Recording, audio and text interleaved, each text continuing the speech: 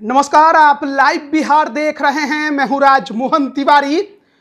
3 राज्यों के विधानसभा चुनाव के नतीजे का आज दिन और सुबह से रुझानों का दौर चल रहा था। हमने सुबह भी आपको बताया था कि किस प्रकार से बिहार की 3 क्षेत्रीय पार्टियों का जो दमखम है वो नागालैंड में दिखने को मिलने वाला है।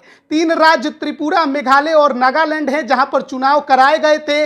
आज परिणामों का दिन है। सुबह से रुझान जो है वो आ रहे थे। नागालैंड में 3 क्षेत्रीय पार्टियां बिहार की, लोजपा रामविलास, जनता दल यूनाइटेड और आरजेडी ने अपना दमखम दिखाने की कोशिश की थी चुनावों में। शुरुआती रुझानों में भी हमने देखा था कि आरजेडी कहीं भी देखने को नहीं मिली। जनता दल यूनाइटेड 1-2 सीटों पर आगे बढ़त बना रही थी, लेकिन लोजपा रामविलास यानी चिराग पासवान की पार्टी का जो प्रदर्शन रहा वो बेहतरीन देखने को मिल रहा है। और आपको हम बताने जा रहे हैं कि चिराग पासवान की पार्टी लोजपा रामविलास ने जनता दल यूनाइटेड यानी नीतीश कुमार की पार्टी और राष्ट्रीय जनता दल यानी कि लालू यादव की पार्टी को नागालैंड में बहुत पीछे छोड़ दिया है। राष्ट्रीय जनता दल तो किसी भी सीट पर आगे नहीं है, जबकि जेडीयू महज 1 सीट पर आगे दिखाई दे रही है, जबकि वहीं लोजपा रामविलास ने 1 सीट पर जीत दर्ज कर ली है। जी हां, लोजपा रामविलास जिसके राष्ट्रीय अध्यक्ष हैं चिराग पासवान, अचानक से नागालैंड में अपने उम्मीदवार उन्होंने उतारे, 15 सीटों पर उतारे और कई सीटों पर उनके प्रत्याशी दमखम के साथ अभी भी मैदान में डटे हुए हैं। यानी रुझानों में अभी भी उनके जो उम्मीदवार हैं वो लड़ाई में नजर आ रहे हैं। लेकिन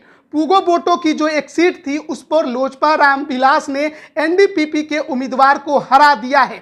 1 सीट पर जीत दर्ज हो चुकी है। 2 सीटों पर लोजपा रामविलास को बढ़त है। इसके अलावा 4-5 सीटें ऐसी हैं जहां पर चिराग पासवान की पार्टी दूसरे नंबर पर चल रही है।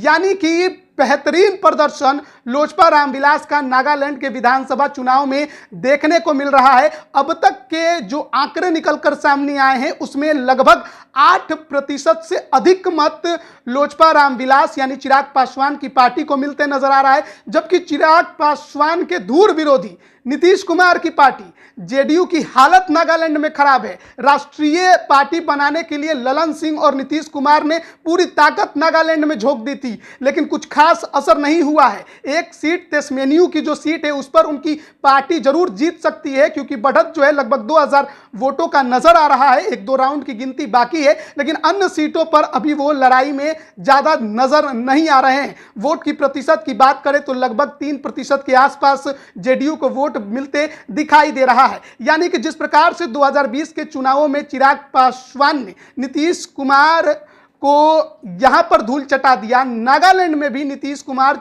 चिराग पासवान के सामने नहीं टिक पाए। आरजेडी भी नागालैंड में चिराग पासवान के सामने नहीं टिक पाई। 60 विधानसभा सीटों का यह चुनाव था, जिनमें से 1 सीट पर तो निर्विरोध बीजेपी के उम्मीदवार जीत गए थे। 59 सीटों के लिए वोटिंग कराई गई थी और एनडीपीपी और बीजेपी का गठबंधन है और यहां पर बहुमत के आंकड़े को रुझानों में एनडीपीपी और बीजेपी का गठबंधन पार कर चुका है। यानी नागालैंड में एक बार फिर से बीजेपी सरकार आपको देखने को मिलेगी गठबंधन के साथ। लेकिन देखिए चिराग पासवान ने किस प्रकार से अपना दमखम दिखाया है, किस प्रकार से मजबूती के साथ अचानक से चुनावी मैदान में कूदे, किस प्रकार से चुनाव से पहले जेडीयू को वहां तोड़ा और अब देखिए उन्होंने तोड़ने के बाद जो परिणाम था वो भी करके दिखा दिया। अपनी पार्टी को वहां पर विधानसभा में पहुंचा दिया है। 2 सीटों पर बढ़त भी है। देखना होगा कि क्या उस पर भी जीत मिलती है या नहीं। रुझानों का दौर अभी चल रहा है, उठापटक तेज है। 1 सीट पर जीत लोजपा रामविलास को